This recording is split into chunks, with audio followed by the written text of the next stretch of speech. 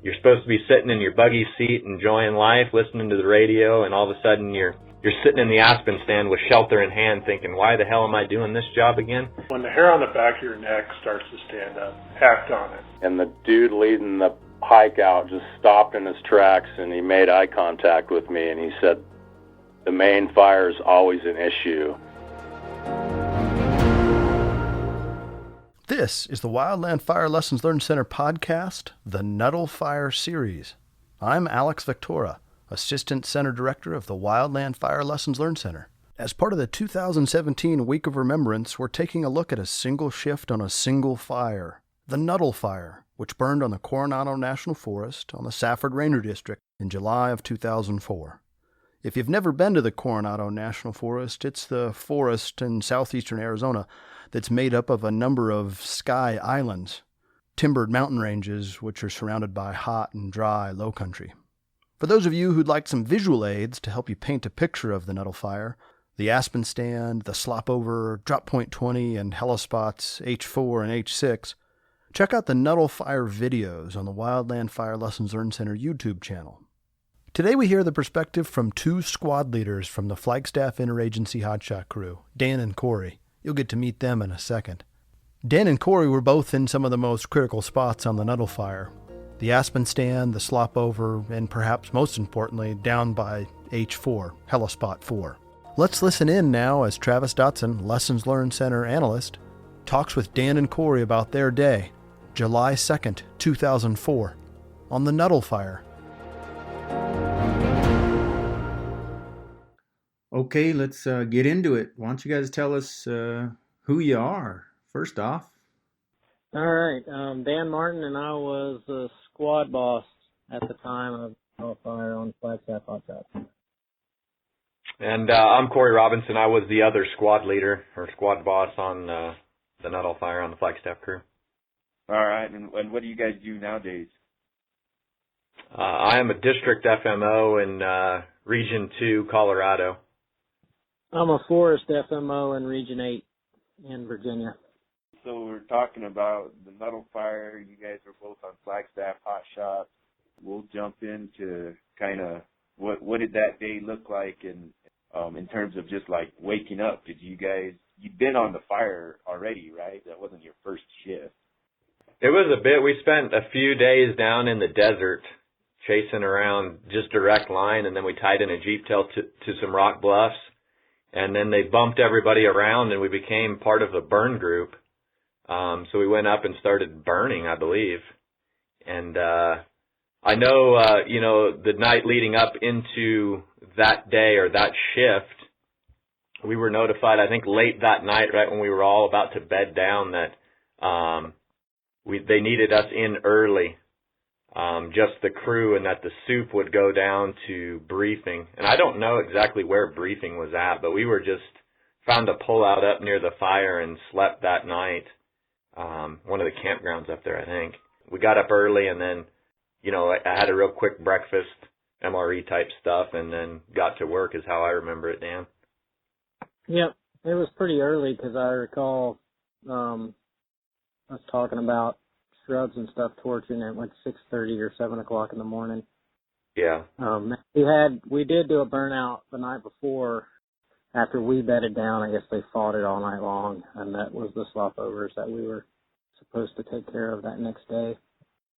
All right, so you guys, it wasn't exactly the typical wake up in fire camp and kind of wait around for briefing and all that stuff. It was one of those deals where the crew's going to go out and get working. Something like that? There was something with the crews that were supposed to take that line had broke 2-1, like Dan said, fighting or picking up spots. So they bumped us. Like I said, we were a firing group, but they bumped us out of firing, and we came on early and went in and started picking stuff up because it was Geronimo and Mount Taylor had passed 2-1. So they were going to be down a while, so they needed us to go in and work the spots/slops that they had gotten the night before on the burn. So then you guys got up early and went up there to that shortcut parking area. Yep, that's right. Okay, so the folks that jump out of the trucks and you're going to go scout out your work assignment. Who was that? Like first thing in the morning, or I'm guessing that's how it went. I don't know. You guys tell me. Well, I think we took the whole crew, but I know Corey, myself, and Todd were in the front. Was the whole crew with us, Corey? I can't remember. I think to a certain point, Dan, and initially we got the brief that there was a few spots that they needed us to work on, and we packed up. We started down from Shortcut, made it a short distance, and ran across burned hose and a fairly large slop over. So I think at that point the crew went back to the trucks or hung out there, and it was Todd Wood and crew boss Trainee. Those guys headed down the line, and then Dan and I were kind of up at the top of the slop over. And I remember it was the Plumas captains were there too, and that's where we kind of noticed that, at 6:30 in the morning, the locust brush was already torching. There was active fire in the aspens. We're looking down a fairly steep, thick hill, and there's just pretty active fire edge, and it's a lot more than a few little spots that we were supposed to go in and pick up. It was a fairly good-sized slop over. And then I know we spent probably an hour or so kind of scouting that. And I'm not sure where you ended up going, Dan, but I kind of walked the edge down a ways, and it was more than what our crew and Plumas was going to pick up in a short time without aviation or, more crews to help us. Yep, I think I walked down toward the knob into the saddle at some point. I don't know exact time frame, but I walked over, and you could see there was actually smoke coming up out of the drainage, and then across the hill, and then we all kind of just RTO'd and went back up to the parking lot. Yeah, and I know at that point, talking with Todd, that Dan and I, or speaking for you, Dan, I guess, but we were not comfortable engaging at that point with the briefing that we had gotten that night of going in and grabbing a few spots and picking those up. That is not what was out on the ground. So we were not comfortable, and I know talking with the Plumas guys, they were not comfortable either with getting the crew started first thing in the morning. So I think we just kind of hung out there at Shortcut parking lot until the soups arrived. And it was, I don't know, an hour or so maybe later. A bit of time for sure. There was some radio traffic too. I think Todd was calling back to let them know that we needed more support to be able to do the mission. I think that's how we ended up getting Augusta. They tried to maybe speed up the briefing a little bit to get them over, but I agree with what Corey says there. I definitely wasn't comfortable with it as far as it just, with what we had, with the people that we had, and the mission that they had provided us with. So it's kind of one of those deals where it's like you had this picture in your mind, which was, hey, we're just going to go in there early, pick up a few spots, and then we'll be on to the main point of the day. And that early thing was just kind of just to pick up those spots, and you get down the hill and you're like, whoa, this is not the picture that was painted for us. And so that's kind of what prompted this, hey, let's reevaluate, let's see what we actually got and whether or not this is a viable plan still. Yeah, for sure. And, just to put it in perspective for those guys that have fought fires in the Sky Islands down on, on the Coronado, is you break out of the timber. So up there on the top, it's heavy timber. And I just remember walking down with Dan, and at about the point where the slop over started is about the point you just look out, and you're looking down onto the desert floor. And so you're looking down forever. And then, with the inversion setting in, there's just smoke down in the drainages. You're kind of above that point, so you're just looking down. It almost looks like, looking down onto that thick smoke. And then they're expecting you to bail down into these steep drainages and pick up a few spots. So it's just like, wow, this is not anything that we were told.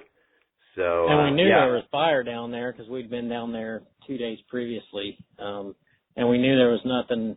There was line, but there was not black to the line. Pretty much all the way down to the desert. So then the soups show up. up there, shortcut parking? How'd that go? The soups, our soup, Paul, Todd, and crew boss Trainee, they packed up and headed down to scout everything, and I think they walked down the original hand line down to H4, and I think it was Plumas was probably with them, and a short time later we got the word to pack up and get hiking. There was a brief interaction with Paul there at Shortcut, but I think we just kind of told him what we saw, what we thought, and then he packed up and went in and checked it out. And yeah, I think it was just a short time later, within 20 minutes or so, it was, 2 saws, the tools, and start walking. Or 3 saws or whatever it was. But yeah, just get them down here. And I know the soups must have had a chat at some point and decided that we drew the bottom end of the slop. So we walked down the hand line as a crew. I don't know, it was a ways down, Dan, before we started, and then my squad started going direct on the bottom end of the slop, and that would be headed to the east, I guess, and Dan and his squad went from the hand line into the burn and just tied that off so that it would quit skunking around. Yeah, that's when Tom and I saw what looked like a log. It was pretty far down the hill burning, and at some point had some helicopter drops come in, but we worked on that for a while. And then at some point, I walked back with a couple of folks to the trucks to get all of our firing equipment, our quick fire flares and all that stuff. So, and that's about the only time that I know what the time of the day was, because that was right at lunchtime when you did that, Dan. You had just tied your little piece off, and I remember we had just sat down for lunch when Dan got the call from Paul to go up and grab stubbies, some firing equipment, some Copenhagen, and his cell phone, I think is exactly what he wanted. And I do remember thinking, like, wow, we actually got this thing tied in fairly quick. Maybe 3 hours, 2.5 hours of work. But again, that's 3 crews. And then while Dan is hiking up, and the rest of us, we were kind of we were just secure in line is what we were doing. After we got a quick bite, we were just kind of improving and making sure that slop over was going to hold. Then Dan got back down and I think tied in with the crew, and then was going to bring the stuff to Paul, and then he wanted you and a SAW team to head down to H4, right? Yeah, that's the only time I actually saw your line. I walked in there and you guys had put in a pretty good cup trench, and I dropped off the squad and ended up taking the SAW team with me back down to H4. That's the first time I saw the helicopter crew member guys that were there. There's kind of a gaggle of overhead standing on H4. Jason Coyle, I think, was there, and Wilcox and Paul. And the two, at some point in there, the EMTs or paramedics, I either saw them walking down the line or I saw them on H4, but I remember being amazed at how much crap they had. Yeah, and at that point, that was the confusion when the day shift division Coyle and all of his resources came to work or got up off the 2-to-1 and were working, and that's how the EMPs, that's how HeliSpots got staffed. All of that stuff was, I think, of that confusion part of having 2 different divisions kind of working the same ground with different different tasks.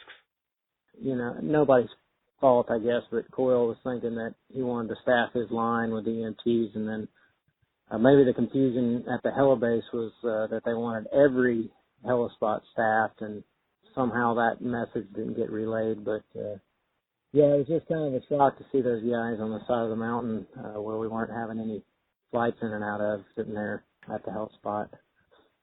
Yeah, so you guys were, at least the previous shift, you were assigned to the firing group, which was going to be doing work in that division, and that was Coyle's piece of dirt as the division supervisor, and Wilcox was the firing group supervisor that was going to be bringing fire through that division. Is that right? That's right. Yeah, and that all got crossed when Coyle's guys worked late that night picking up slops. So they couldn't come on. Like I said, when Dan was headed down to H4, that's when, Joe Julian and I I don't know the other soups that were, everybody's starting to hit the line about that time. So it was starting to get super crowded. And again, you're getting noon, 1400 time frame too, to where everything's starting to stack up, and all of a sudden there's a ton of people on the division. Dan, from your perspective, that assignment to go up and get that firing equipment, did you know kind of what that was about? Was it about, trying to get the original mission done, which was, I was assuming, bringing fire down the main hand line towards H4? Yep, for one, H4, if we needed to burn around it, and then bringing fire to the saddle and then carrying it on down. Yeah, and I do remember now when Paul got down to H4, Dan and I had not seen H4, I don't think. I've still never seen H4, but I remember coming over the radio that H4 was a workable safety zone. But that came out early. It was a workable, so I know that it needed some firing to even be a safety zone for us. But again, that was something that Paul felt that could be accomplished, and it was a safety zone. But I do remember that coming out before we even headed down, that H4 was going to be a workable safety zone for the crew. I think maybe that was the initial intent for me to go up and get the firing stuff, was to have it there for that. But I do feel like the plan was also to keep carrying fire down, because that's kind of what we were doing when it all went tangled. Oh yeah, it absolutely was too, Dan, because that's once as soon as you headed down to H4 with your group to start cleaning that up, the rest of the crew, we left the slop over and headed to the main hand line and started prepping the main hand line. Well, I remember prepping that hand line, looking down that, and it's a knife back ridge, just looking down into that steep hole and, throwing rounds and such down in there. And at this point, air attack's up, and then also operations was up in a helicopter. So Curtis was up flying around. Curtis Heaton was the ops at that point. And he was up flying around and was keeping eyes on everything, and him and Chris were talking, and the soups. I just remember the conversation coming across the radio that everything was good. There was no fire on our side of Nuttall Canyon. Everything was on the west side of the canyon.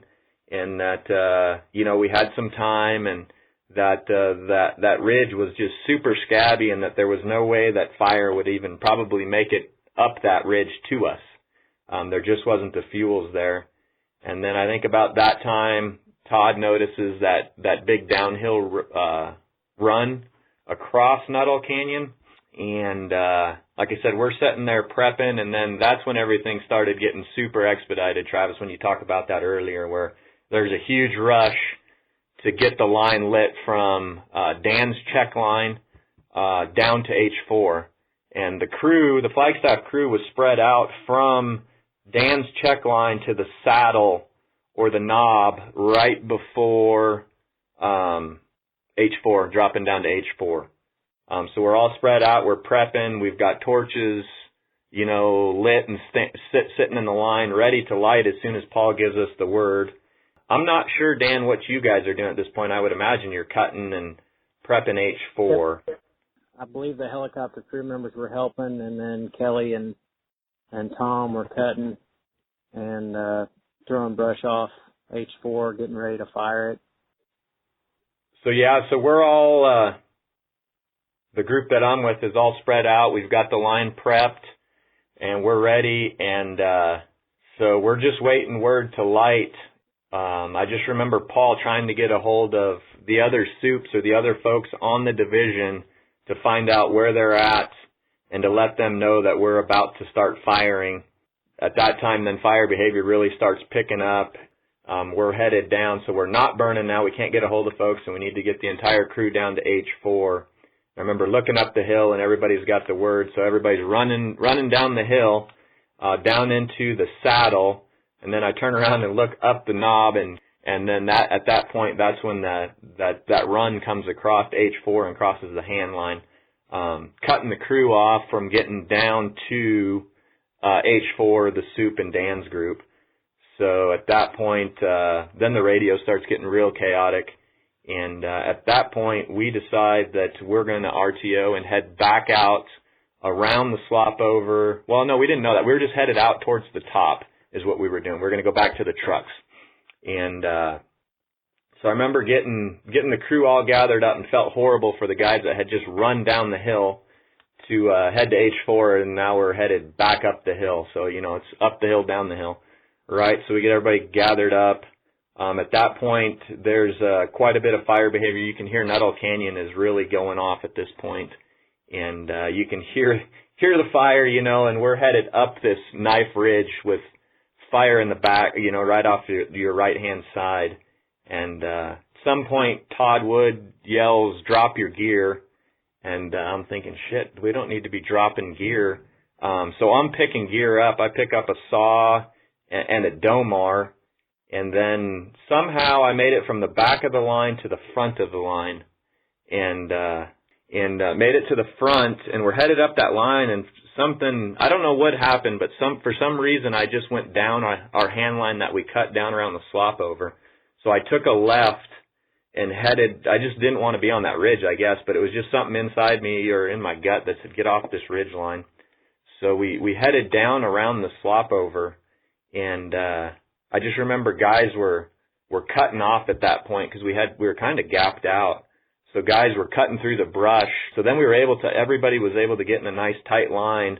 And I remember having the conversation with Paul that, hey, we're not making it to H4. He said, at that point, he's like, take the trail and meet me at H4. And it's like, I don't know where the trail is, Paul. I have no clue where the trail is.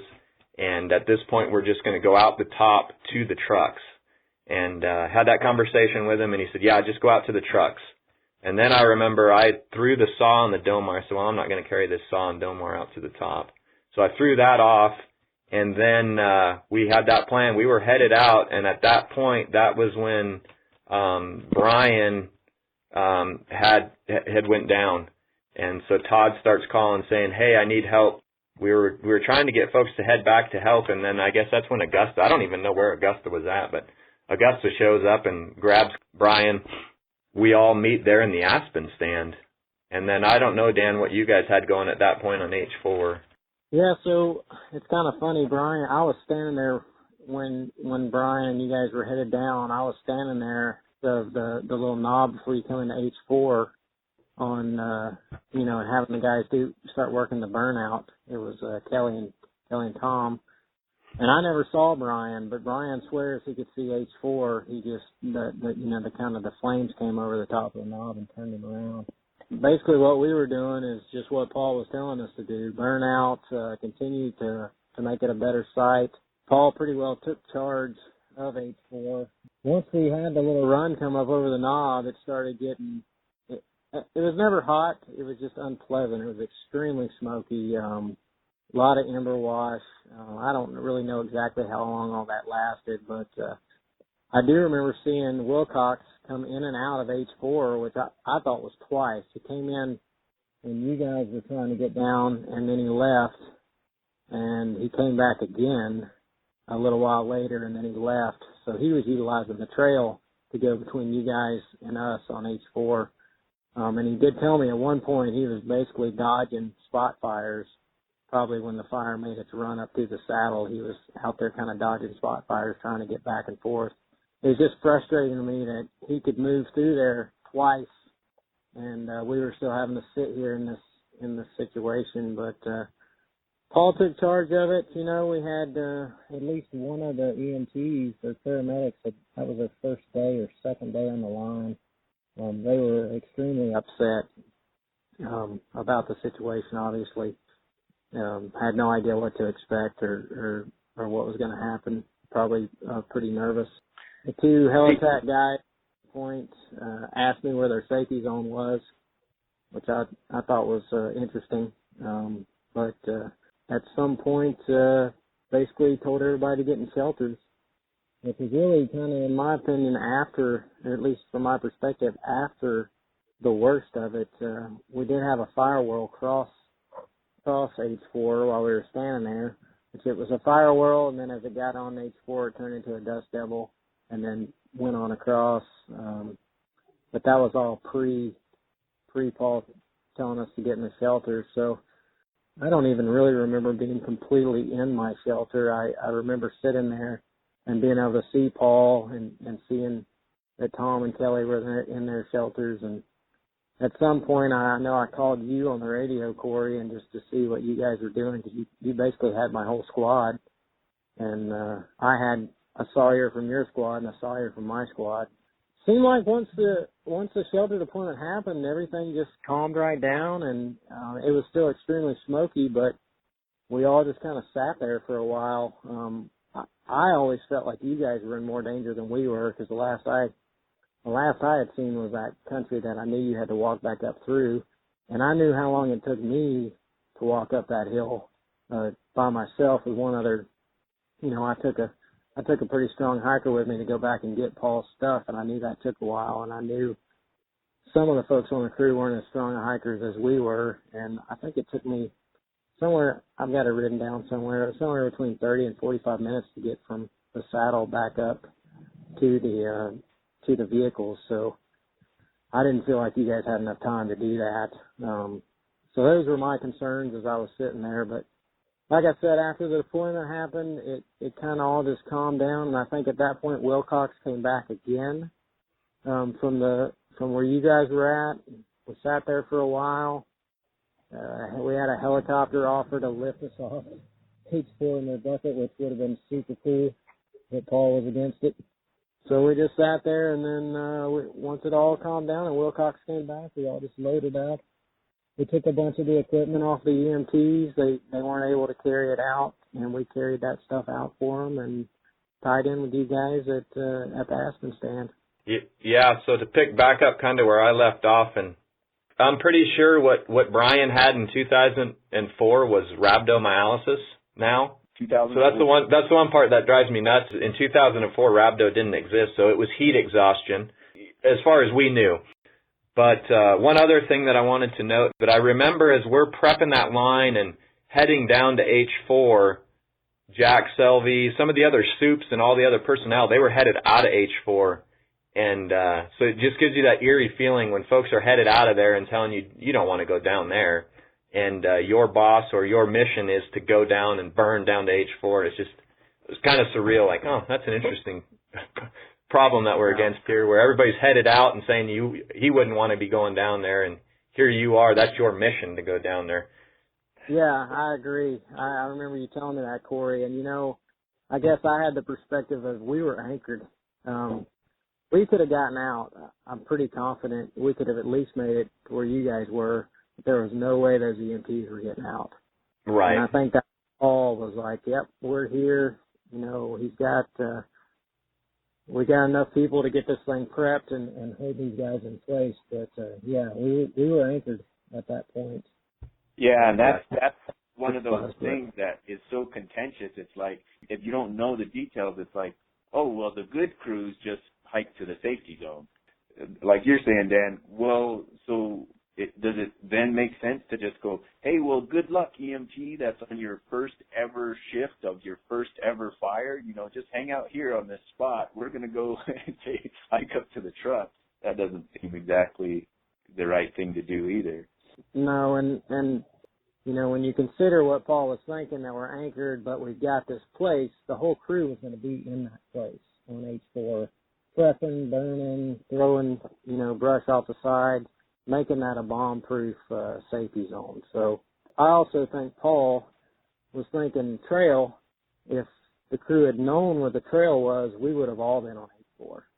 I had never seen the trail, and I was actually on it at times because we used it. I think part of it was our line, in fact, but I had spent most of my morning on the ridge, and the only time I ever came around to where Corey was at, which was, I think, fairly close to the trail, was when I brought the squad around there. So not having the full perspective of the trail wasn't really clear on the map because we weren't using it, and it wasn't line or anything. And then the fact that we were parked at a trailhead and didn't even really cross my mind of where that went, and it went right to where we were going.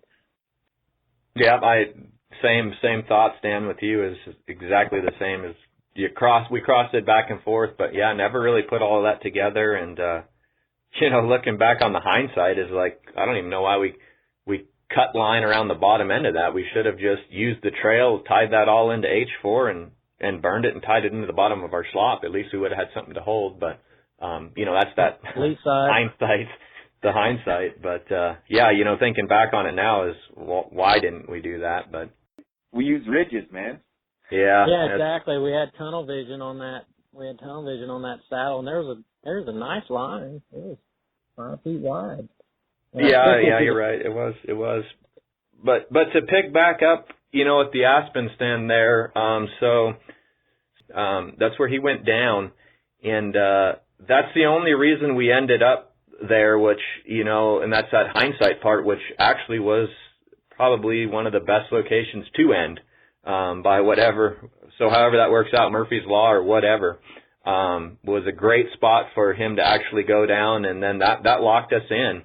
And that committed our crew, and then that committed Augusta. Just they didn't want to leave us behind, so that committed Shinstock and all of his guys there in the Aspen stand with us.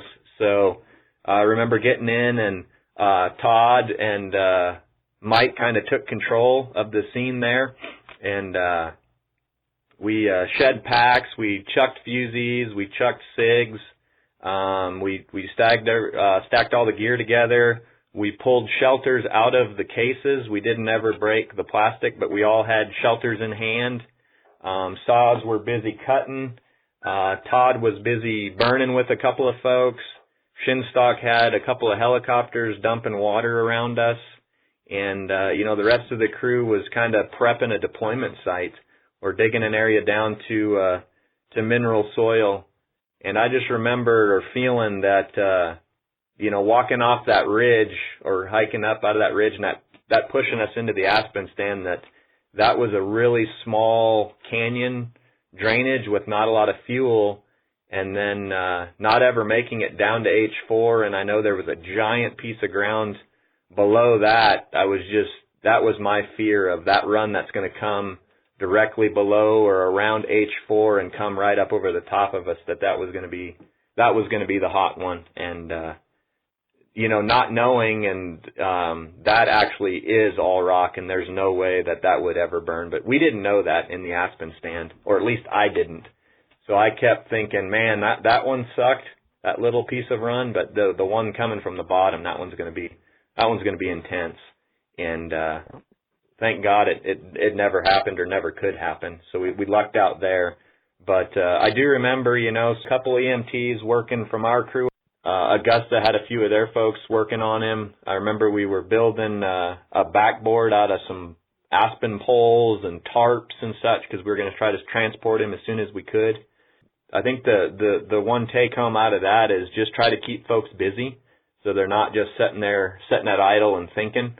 So, we would get done with the mission, or they would get done with the mission, and I would just come up with something else for them, like, oh, we'll dig it deeper, or, throw more brush or do something, and keep them tied to a mission.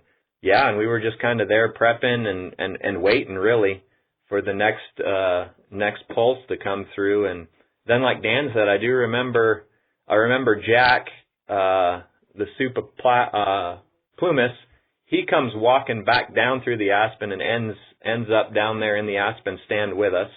And then Chris Wilcox just keeps coming in and out of the scene. Like, well, where is he coming from? But I remember the sense of relief that it brought when Chris walks from H4, where we're cut off from, where we can't get to our crew, and all of a sudden Chris comes walking in. Like, so it can't be that bad if Chris just comes walking in. And kind of got the same story from him. He was dodging spot fires, and it was fairly hot to where it wasn't worth bringing everybody down to H4, and that he thought that the Aspen stand was just as good of a place as H4, if not better. And that's kind of where it ended. We just hung out there, and it was probably an hour or so of fire activity and thick smoke before we were able to reunite as a crew. And that involved Paul, Dan, and the guys all at H4 hiking up and meeting us in the Aspen stand. The big push was to get the EMTs and their gear up to Bryan. so that they could start IVs and actually get the medical folks working on him. So as soon as that trail was passable, those guys hiked up, and then we were able to get some true medical professionals working on Brian at that point. And at that point, that's when I remember seeing Dan in his burned up helmet carrying all the medical stuff, walking up to the crew. And, just that sense of relief that all the guys are back together and we're going to hike out of here and have another shift after this. What does it mean to you guys today? How is it that you frame this in your mind, and what are the things other people could learn from your experience? Honestly, for me, what was so frustrating at the time was that you couldn't question anything, and we're not there anymore. You can question. In fact, we encourage it.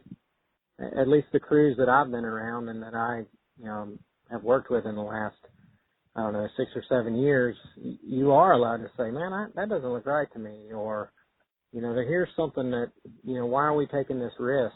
So I think we have moved past those days of just blind following without question. Not that that's exactly what we were doing that day, but one of the other issues is that the escape route not clear that there were actually 2 ways to get there. Those are the kind of things that I don't ever let slip through the cracks. If I see a better way to get somewhere, definitely, make that known and flag it and make sure it's covered well.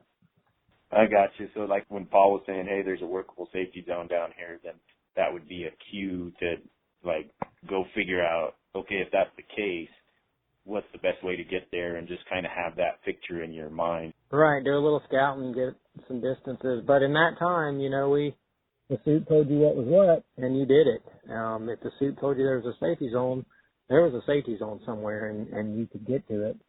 It wasn't always as open as it is now. I think my understanding is now is that those things, it's more open. There's more open communication. There's more task purpose in state in the briefing, not just in state. One of the big points is so going from, having a safety zone to being in the Aspen stand or on H4, it happens so quick to where it's just to put that in that perspective of, you never think you're going to end up there, and it's as simple as one of your more fit guys going down with rhabdo, and all of a sudden your primary, our primary was cut off, so we result back to the secondary, and then secondary gets cut off with a medical emergency, and it happens that quick. So when folks talk about having, 1 and 2 and 3 and 4 escape routes, that's great, but it still is just one little thing away from it all changing.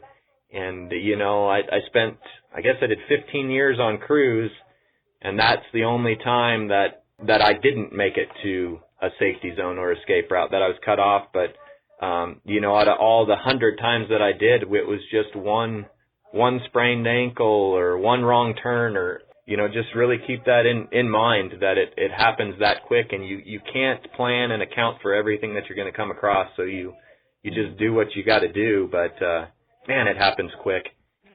To tag on to what you said there too, Corey, and when Yarnell happened and we talked after that, Corey said something to me that I've carried on, and it's people get killed when fire outperforms our expectations. And we got to find a way to bring the reality and our expectations, closer together. And these days with the fire behavior that we're seeing, I think fire is going to continually outperform our expectations. And I like to talk about the difference between forecast and predictions, because what we get is a forecast, right? It's like, well, there's this % chance, whatever, because that's all we're really capable of doing, is a forecast. But when you go out there to put a tool in the dirt, you have to make a prediction. You have to say, well, I think it's going to do this, or I think it's going to move this fast, and I think we can move this fast. And you have to make a prediction. You have to decide, are you going to do it, or are you not? And the only way to decide that is based on what you think that fire is going to do or not do. When our predictions are wrong, they're usually good stories. And every so often, it's a freaking bad story. Yeah, and I think that's the difference with Nuttall, is it was all there. We just luck had it that we had those breaks of rock bands below us and such to where that fuel wasn't all there. We just didn't have, the perfect alignment, and that's where you have those, that's when they're the bad stories.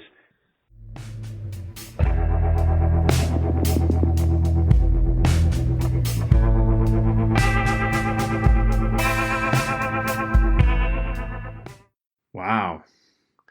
There you have it, folks. Wisdom, knowledge, use it. That's the whole point here, right? Take the lessons from Dan and Corey, put them to use on your next fire, your next shift. Maybe that's where you're headed right now. Think about what you just heard and talk about it with the folks that wear the same t-shirt as you. Better yet, talk about it with some folks that wear a different t-shirt than you. And apply these lessons. You caught the ball. You just need to run with it now. Don't forget to go to wildfirelessons.net. Get to a bunch of good stuff from there. And I'm going to leave the last word to Dan. He's got some wisdom here for us. What do you say, Dan? A little bit more information and then a little bit better communication, and we would have maybe been in a different situation there. And I think that all just rhymed.